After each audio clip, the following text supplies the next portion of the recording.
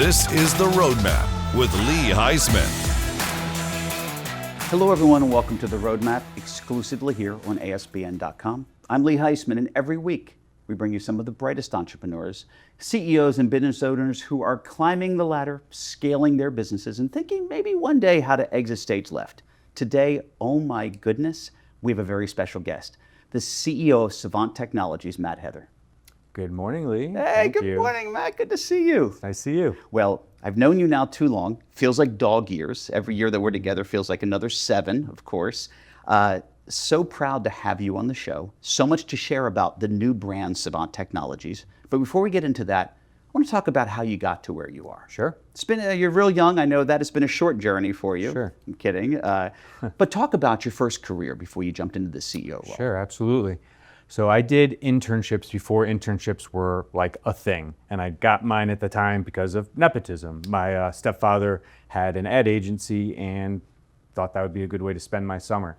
And the reason I bring that up is because even though I studied finance in school, I had a job waiting for me because of the internships I had done. I had built some recognition Now, are these there. paid internships? They were. Okay, They fair. were actually paid, so I earned some college spending money at the time.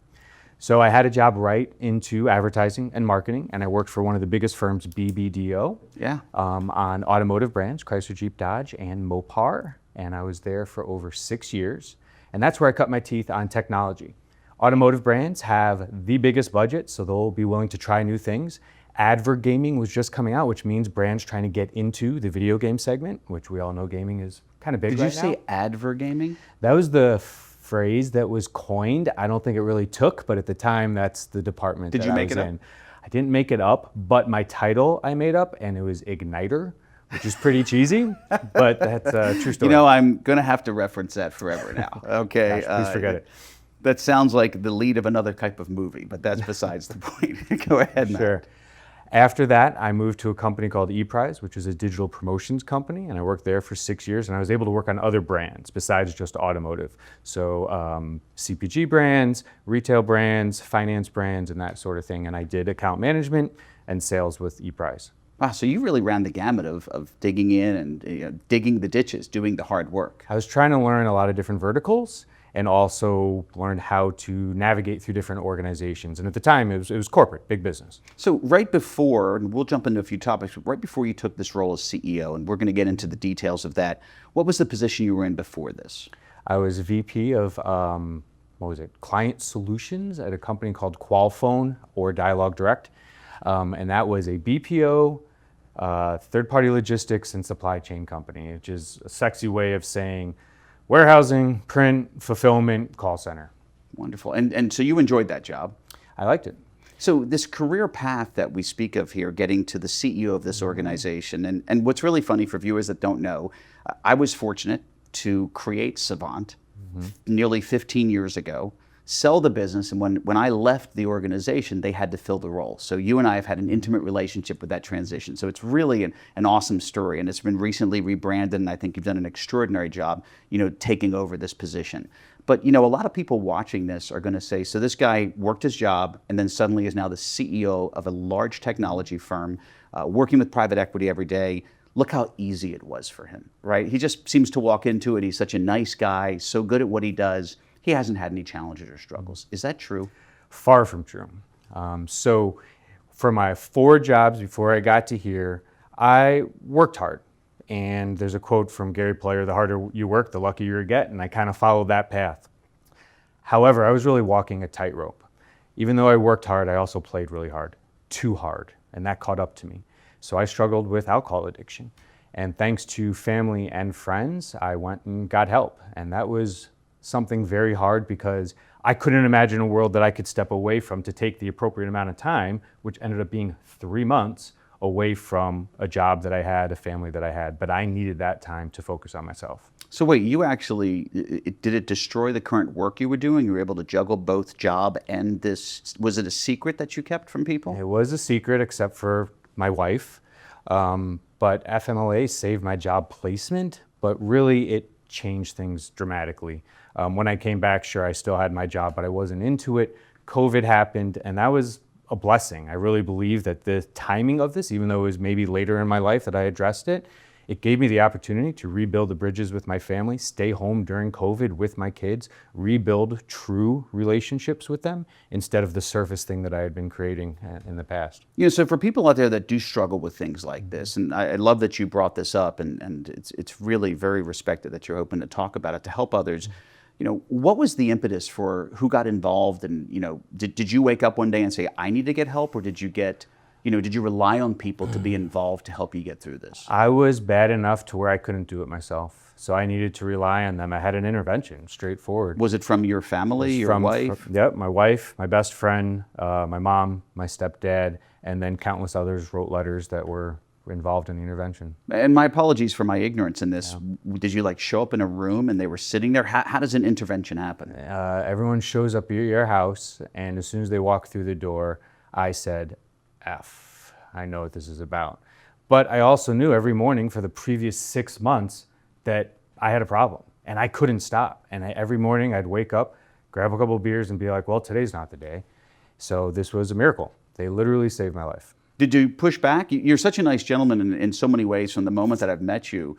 Was it difficult? Was it just, hey, we have an intervention and look at this. From the moment they came in, I suddenly am better in 90 days and life went on. Is that the case? And we don't have to go too far, but just to give a perspective. I don't mind. I didn't plan on it, but I don't mind at all. I was surrounded by beer cans and McDonald's from the night before, having gone out. I'd slip out the back, go out to the bar, come home. What was your McDonald's food of choice? Double cheeseburger plain. With fries? With fries, and then a McChicken, slice of cheese. Yes, okay, fair. Terrible. I mean, it grosses me out just thinking about it now. Delicious, but terrible for you, right? Yeah, how good are the fries? The fries. My God, when they're cooked fresh, yeah, for sure. Okay, fair. For sure. But when they all addressed me and read all the letters, none of it really hit me until the very end when my wife read her letter. And I was in this mental state where I thought only the 6-foot diameter circle around me was what I was impacting. I thought I was still taking care of the kids. I was delusional. And when she read her letter to me at how much I was impacting her and the family, it cut through me like a knife, and I was done. I was like, yeah, absolutely, let's get on a plane. And that's what we did. I got on a plane right away. Do you still have that letter? She does, yeah. We have it. It's wonderful. Yeah. Wow. So from there, you go through the treatment. You mentioned 90 days. Yeah. Was recovery easy to get back on path for work? Recovery was the hardest thing I ever did, but it was also the most fulfilling. They took my phone, and I was with other people needing help, and I was in a professional track at the place I went to, Karen Renaissance, down in Boca, Florida. Highly recommend for anyone that would need it. And it was like going to school about yourself. I would actually recommend it for anyone to actually imagine taking 3 months off to only focus on yourself. All self-help stuff. And like I say, going to school, I had different classes, different therapy sessions. I could read what I want. I didn't have a phone. I played board games with my friends, built meaningful relationships. It was actually an incredible time in my life. Getting back into work was challenging because part of recovery is having a high sense of integrity, being honest with everyone. Because to be successful in recovery, you don't want to have anything weighing you down, which means you got to be overly honest. You got to apologize for things and mistakes that you make. You got to be honest about the mistakes you make so you don't have anything weighing you down on your shoulders that would make you want to forget or feel different. Yes. I'm blown away. This is amazing. Your roadmap journey is really intriguing so far. So as I mentioned before, let's jump into your new role, which is a business that I was fortunate to be able to sell to the largest MSP purchaser or aggregator in the country, Evergreen, which I know is now Lyra and a few other organizations. But it was one of my multiple exits, and in the process of having to replace myself and my partner, I was so fortunate to meet you. Yeah. And you've already taken the baton and you've been running with it. So talk about that transition, what it's like being the CEO of a large MSP, managed service provider, but not a company that you grew from scratch. You had to come in and, I'm not going to say fill shoes, you had to put a brand new pair of shoes on and put your spin on things.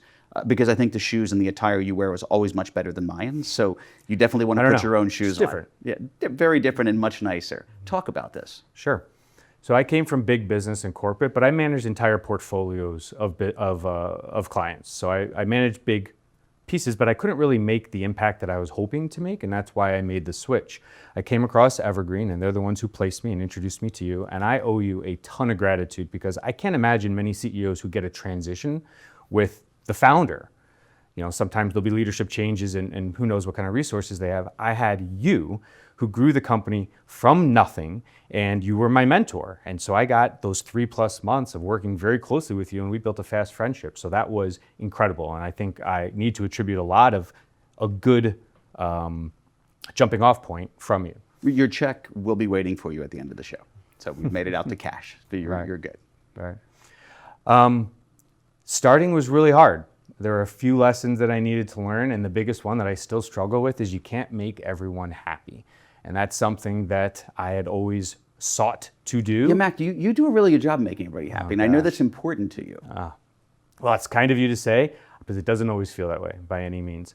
But there was a strong leadership team there already at Savant, and you built some great relationships with all of your current customers. So what's great about Evergreen is they're investing in companies that are on the up. They're not taking over distressed companies trying to slap lipstick on a pig. They're called Evergreen because they are obsessed with Warren Buffett's strategy of buying, never selling, investing, and keeping things decentralized. So yes, they are the largest holder of MSPs, managed service providers, but which 96, by the way, they're up to. It's amazing. But they keep them decentralized. So I have the autonomy to make the financial decisions that I want, the moves that I want. We will be Savant. We will always be Savant.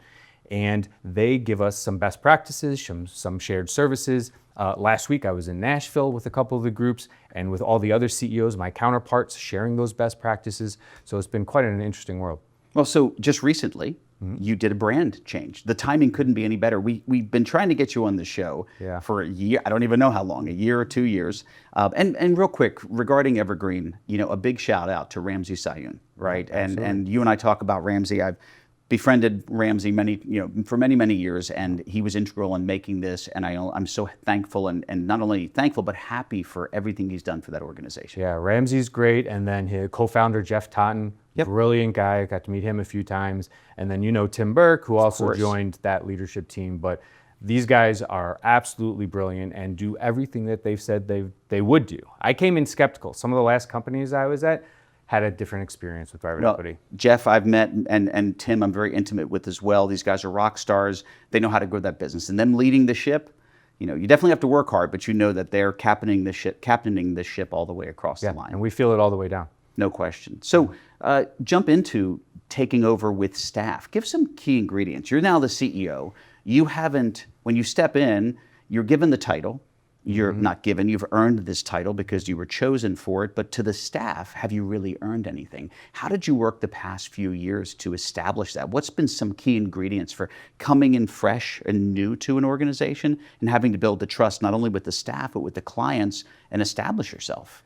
Unfortunately, I think time is one of the few ingredients that you need to build trust. So that's not something that it's gonna happen overnight. But I had to try to learn the people and build relationships with the individuals and try to learn the business, but ultimately I needed to rely on them. There's the trust but verify thing. I think sometimes you can lean too much into trusting if you just think it makes your life easier, but trust but verify, ask one question deeper. But I was blessed with some really good staff members that I spent time with and tried to learn what I could. But I'm not going to be the technical genius in the room. That's what these other guys were for. Yep. So I think eventually just by showing up, spending time with them, asking questions, that hopefully I've earned some of that trust. So I did not call anybody from Savant, which I could have. I did not. But if I were to ask some of the key managers of Savant, what is the one thing that you would change about Matt Heather? Oh, wow. What would it be? That is an incredible question.